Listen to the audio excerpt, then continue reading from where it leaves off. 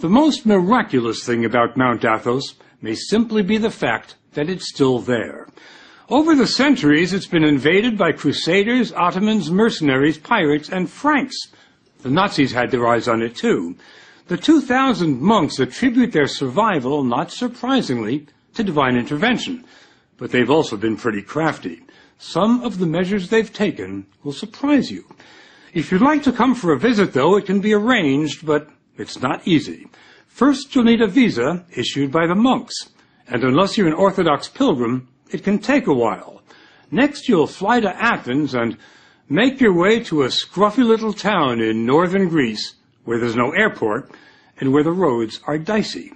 Then you'll hop on a ferry, unless the trip has been canceled because of rough seas. That happens all the time. But on a calm day, it can be a very pleasant ride.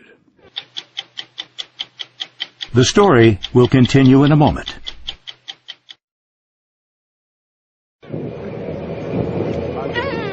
The monks will tell you it takes years of prayer and soul-searching before they're ready to leave the world for Mount Athos. For the likes of us, though, it takes little more than an hour. It was the beginning of Lent when we took these pictures, and the ferry was packed with pilgrims from all over the Orthodox Christian world.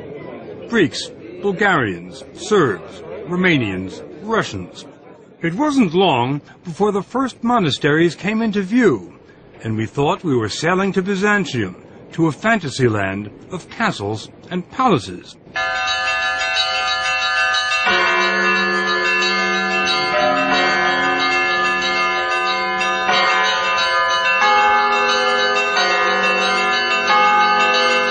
We were headed for Vatopedi, one of the oldest and largest monasteries on Mount Athos. It had the feel of a medieval city. Holiness seemed to seep from the very stones, from the frescoes on the 10th century church, from the marble font for holy water. But then there was the monastery's secular-looking centerpiece. There's nothing remarkable about the clock tower at the Vatopedi Monastery, except for one thing. Check out the time. It's just about 8:30. Now, my watch reads 2:30. That's a 6-hour difference, and there's nothing wrong with their clock or with my watch. It's because the monks on Mount Athos keep Byzantine time. The day starts at sunset, not at midnight. The monks measured time this way during the days of the Byzantine Empire. That's the Christian empire that followed the fall of Rome, and that's the flag they still fly here. How long ago did the Byzantine Empire fall? 1453. 1453. That's a well-known fact. Well, it wasn't to us, but to Father Serapion, 1453 is the day before yesterday. This peninsula is the only place in the world that still keeps Byzantine time. It has maintained this time for some 550 years. It was harvest time when we arrived, and dozens of monks were hard at work in the olive groves on the hills overlooking the monastery. That's where we ran into Father Nicandros from Melbourne, Australia. This place looks like a summer resort, like a holiday resort, like a retreat, but it's not. It's an arena. It's an arena? Yes. What do you mean? The unseen warfare. Unseen warfare? That's right. What does that mean? We fight against the angels of the dark side, you see, of the demon, of the devil, Satan. The battle against Satan and the dark side is waged here every day. The spiritual leader at Vatopedi is Abbot Ephrem. Here, the life of Christ is experienced in a genuine way, and this doesn't happen in many other places in the world. What I'm talking about is the art of salvation. It just so happened that while we were there, the monks celebrated an elaborate 7-hour vigil, and the church was packed with pilgrims. It's held once a year to honor the archangels Gabriel and Michael. According to the Bible, Gabriel and Michael led the army of angels that expelled Satan from heaven.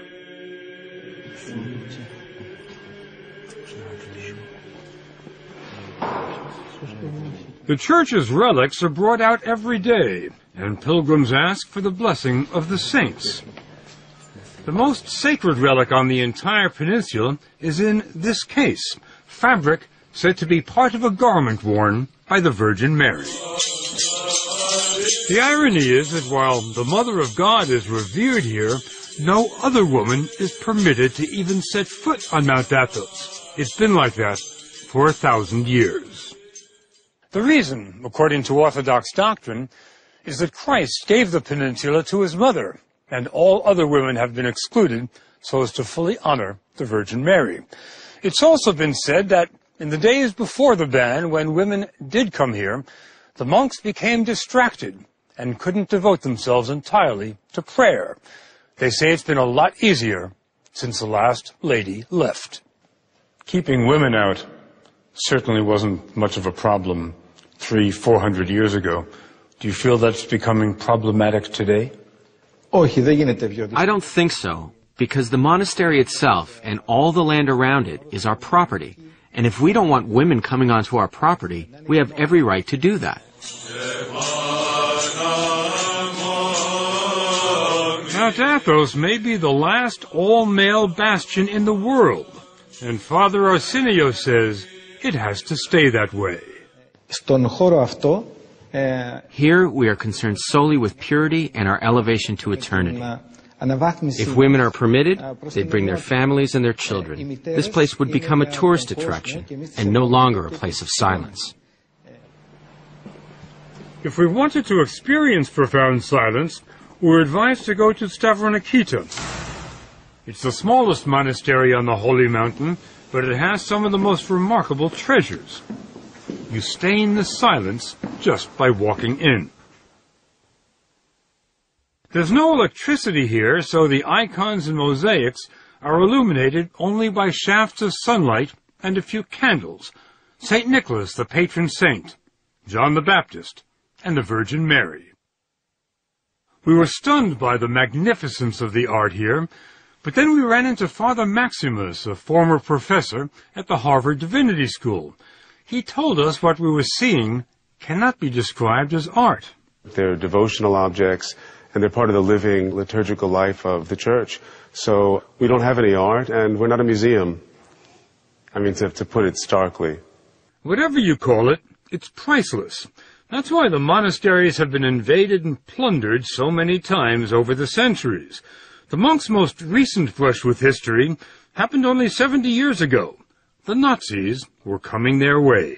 In the spring of 1941, the Germans invaded and occupied Greece. They marched up the Acropolis, raised the swastika beside the Parthenon, and were about to invade. The monks asked for a meeting with Nazi officers who advised them to appeal to Hitler himself. And the monks wrote a letter to Hitler. A letter was written, and in the letter the monks identified themselves. They said, "This is who we are." And they asked Hitler to place the Holy Mountain under his personal protection. What kind of response did you get? Well, it seems that Hitler liked the idea and accepted the invitation to become the personal protector of the Holy Mountain. Well, let me just get that straight. Hitler, the personal protector of the Holy Mountain. That's right. That's right. Hitler did send a team of German academics to Mount Athos. They took 1,800 pictures of the mountain's treasures, and it wasn't because they enjoyed photography. Hitler wanted the monastery's riches in Berlin. The professors were sent as an advance team to catalog the treasures of the Holy Mountains so that a selection of things could be made to be removed. Didn't happen, did it? No, it didn't. Not a single thing was taken. Father Maximus believes they have the Russians to thank for that by the time the Nazi scholars completed their work, Hitler was bogged down in Russia and wasn't thinking about icons. That Nazi period has been largely forgotten here. To the monks, it was just one more blip on the road, and a small one at that. Today, Vatopedi is the most popular destination on the mountain. It hosts 35,000 pilgrims a year and offers more than spiritual sustenance. The monks have their own fishing boats, and the catch is pretty good. The fish are served fresher than in any Greek restaurant. The refectory dates from the 12th century, and since the 12th century, the food here has been free. Vatopedi has been supported by rich benefactors, emperors, princes, kings, and today, partially by pilgrims with deep pockets, who commission icons in the making. But the ancient treasures? Not a chance. They can't even see them. They're under lock and key. It's not a new security system, but it works. Normally, it takes more than one monk to unlock the door, because no one monk is allowed to have all 4 keys at the same time. It's sort of a medieval version of the nuclear launch control.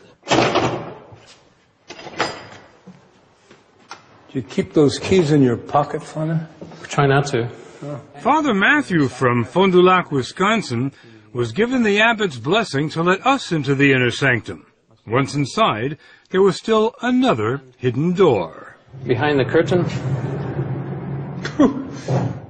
We walked into the world of Byzantium. It was hard to imagine that everything here was at least 600 years old, because the brilliance had not faded. There are almost 4,000 icons stored in this monastery alone. Wow. The highlight? A 14th century icon of Christ. Every monk will tell you the sole purpose of life on Mount Athos is to get closer to Christ every day. And they say total union with Christ is only possible when they leave this world. Πρώτο πράγμα που κάνει ένας μοναχός είναι να αγαπήσει το θάνατο. The first thing a monk does is embrace and love death. Embrace and love death. Γιατί ο θάνατος... Because death is the ticket to the other life. Without a ticket, you can't travel. Where do you get the ticket? Εδώ, στη ζωή αυτή. In this life, that's what we do each day. We prepare for death. Για το ταξίδι μας προς τον ουρανό. And we are joyful about our journey to heaven. Right. Father Matthew offered to take us to the transit point between this world and heaven. When a monk dies, he's buried until there's nothing left but bones. Then he's brought to where every monk who's ever lived here ends up, the ossuary. Any idea how many skulls there are here? Thousands. I'm not sure how many thousands. Any idea how far they go back?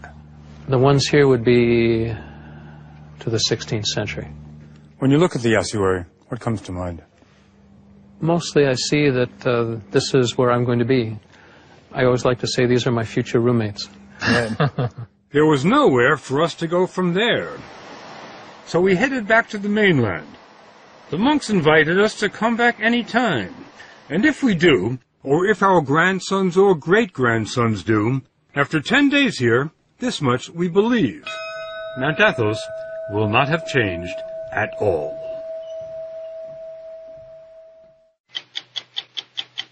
Go to 60minutesovertime.com to see the challenges of scaling and shooting a story on Mount Athos.